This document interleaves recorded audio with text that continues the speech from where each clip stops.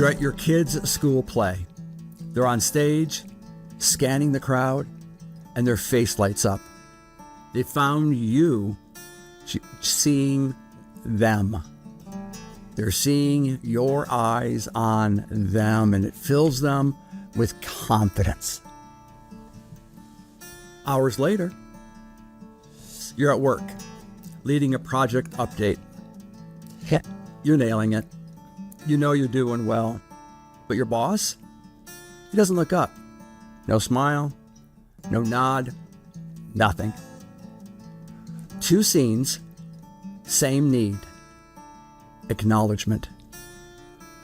This is the essence of attachment. We want to know we matter. We long to be seen, to be known, to be affirmed, not once, but regularly.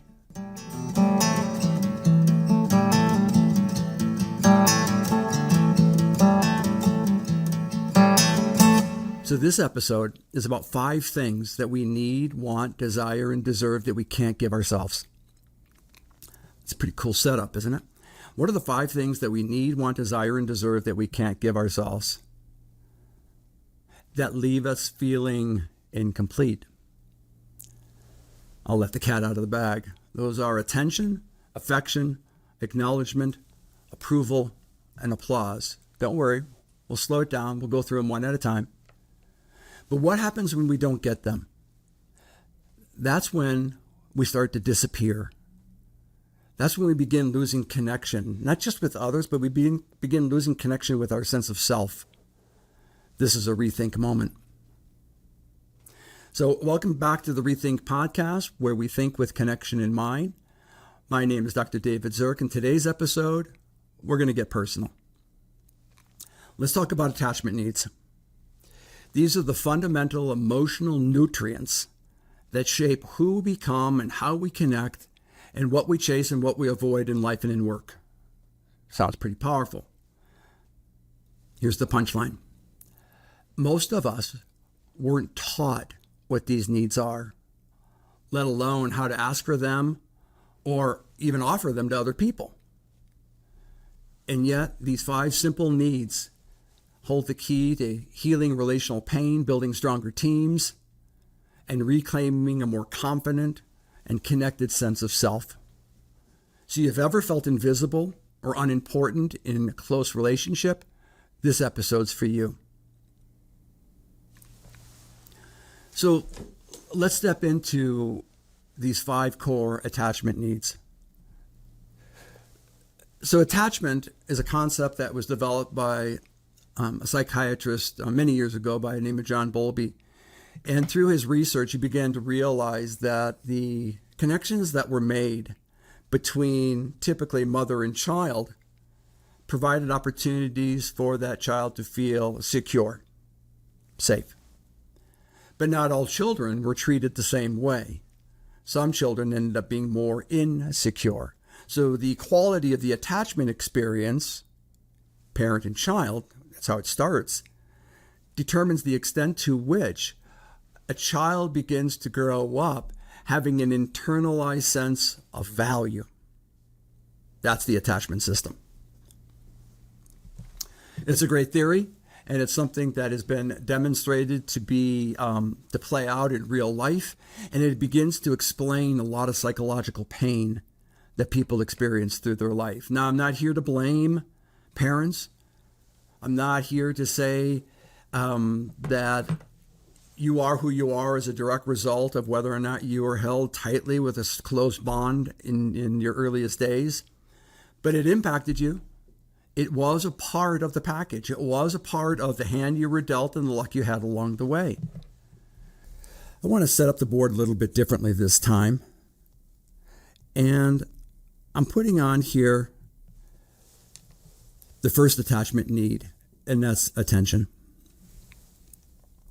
When we receive the attention that we need, want, desire, and deserve, there's a wholeness. There's a sense of completeness around it. We feel balanced and secured and anchored. It's a great gift that the world can give us. It's as if you said to the world, "Do you see me?" And they say, "Yes, we do." But if you don't get the attention that you need, want, desire, and deserve, you feel ignored or disregarded. Now, we've all had examples.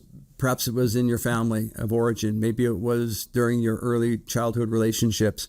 Maybe it was in high school or in your relationship history where you feel ignored or disregarded. And I'm not talking about these momentary pieces of being ignored. I'm talking about when there's a theme of being ignored or disregarded. These things hurt. They knock us off our base. They make us feel unstable. They move us in the direction of feeling insecure. So that's the first one. The second attachment need is affection.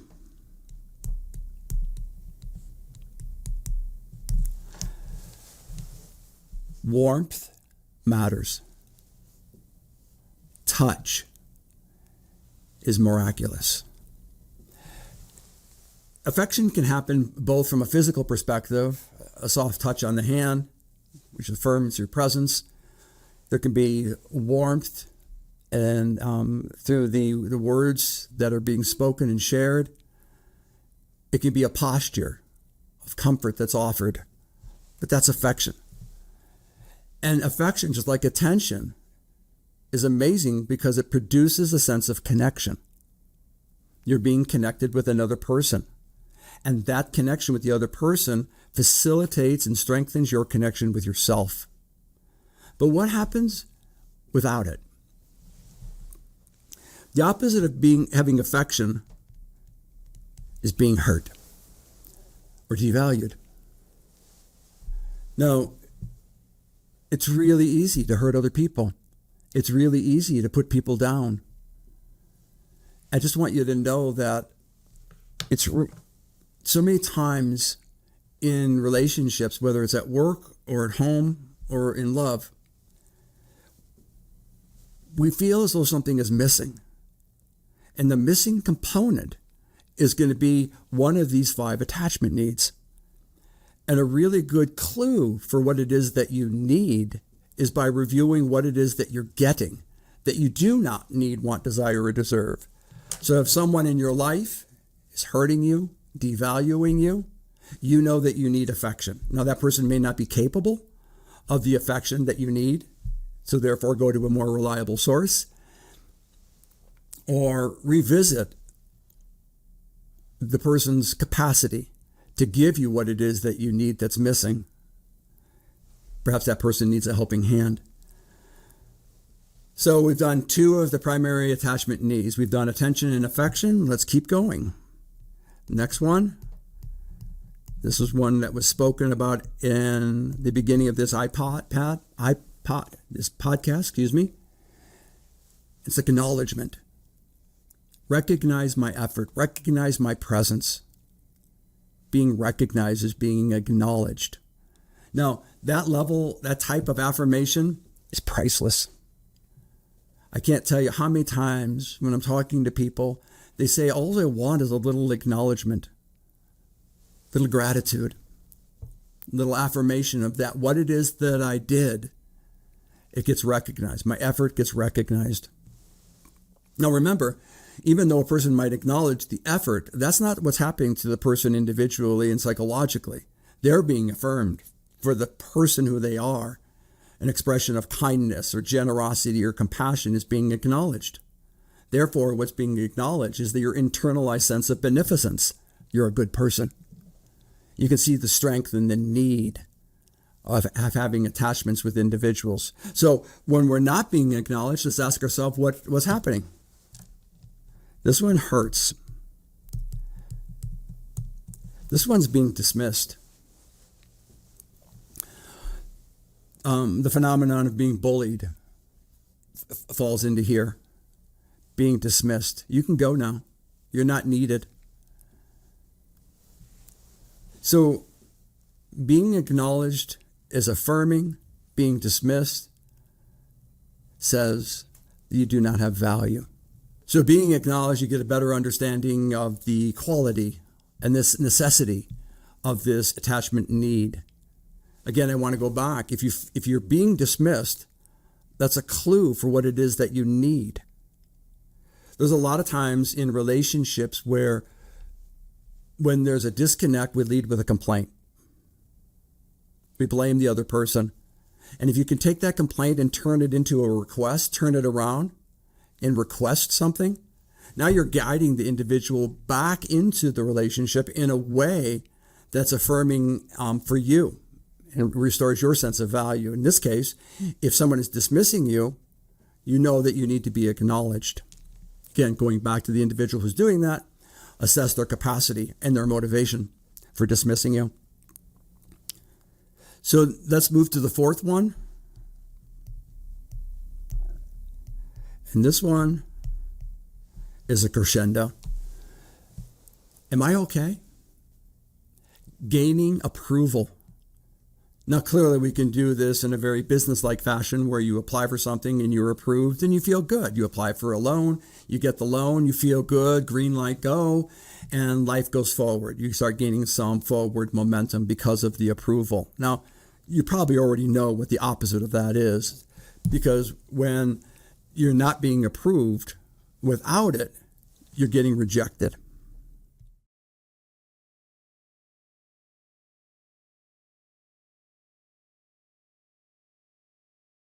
Yep.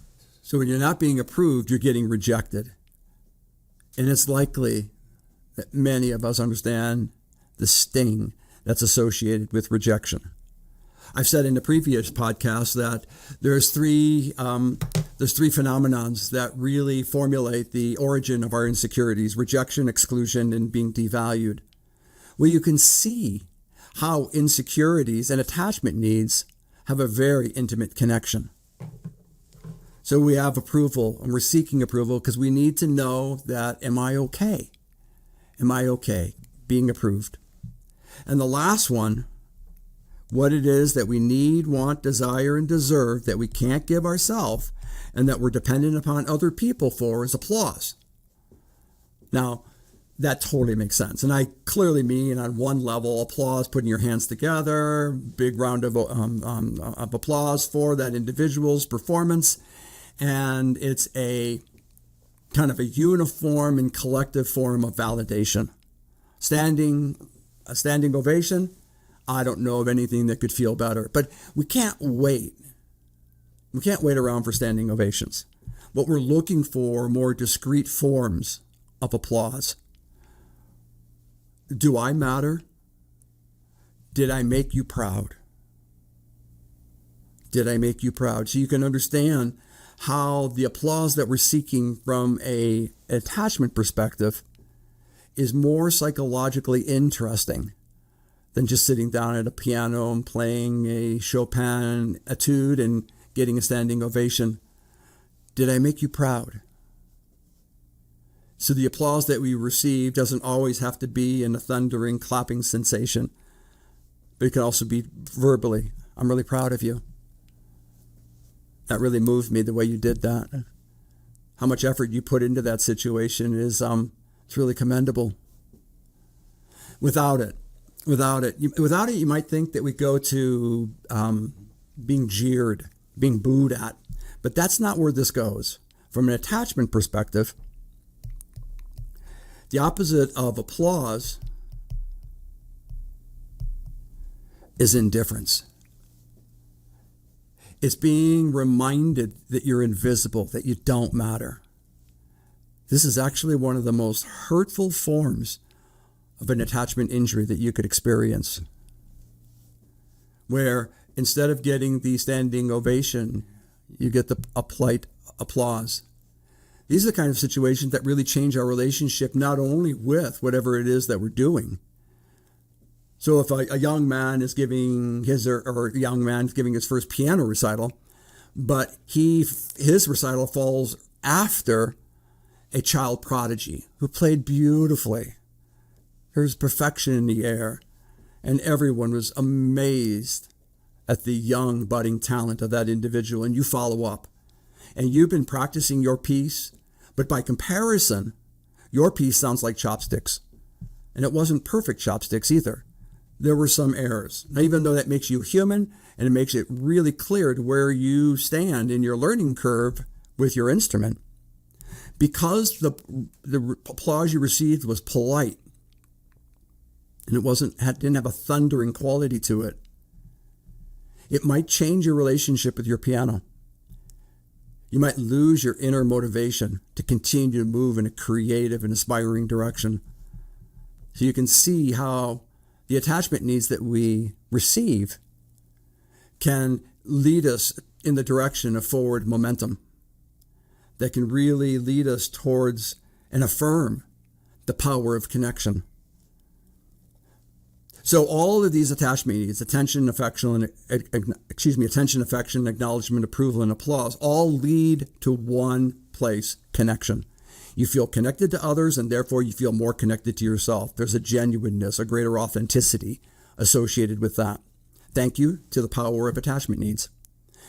But on the other side of the ledger, when you get ignored or hurt or dismissed or rejected or treated with indifference, you go to a very, very powerful place of feeling really unstable, very insecure, and you wonder, am I doing life right? What's wrong with me? It can be very destabilizing. So there's the 5 attachment needs and their associated nemesis. You need to know that we can't meet these needs alone. We're social by design. What happens around you changes what happens inside of you. So there's the twist.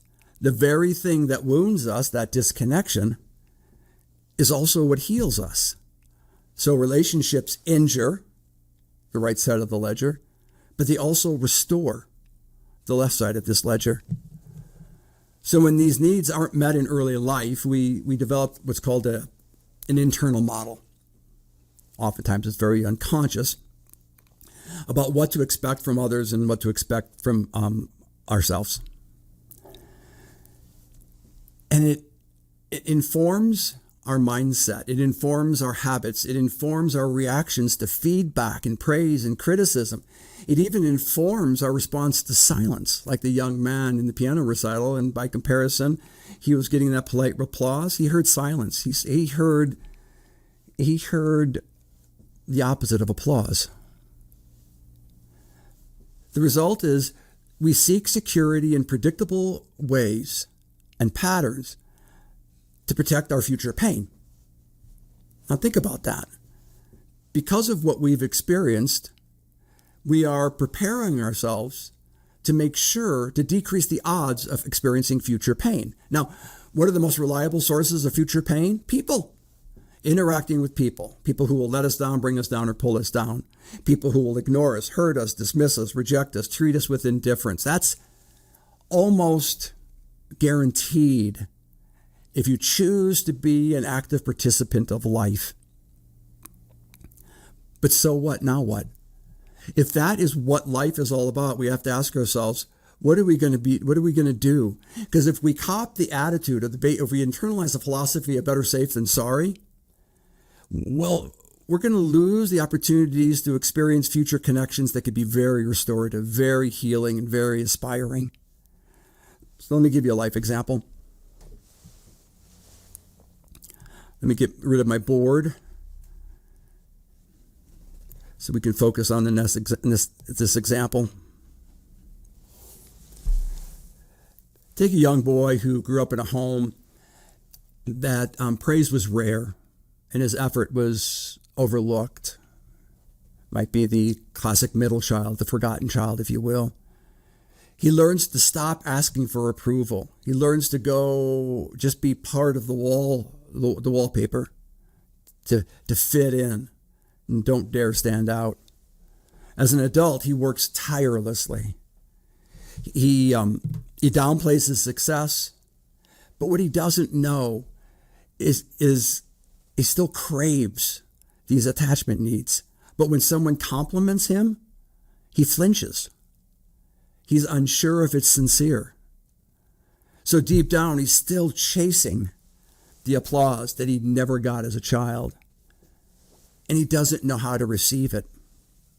So you understand how our early experiences of life our attachment experiences really influence not only our sense of self, but our coping responses.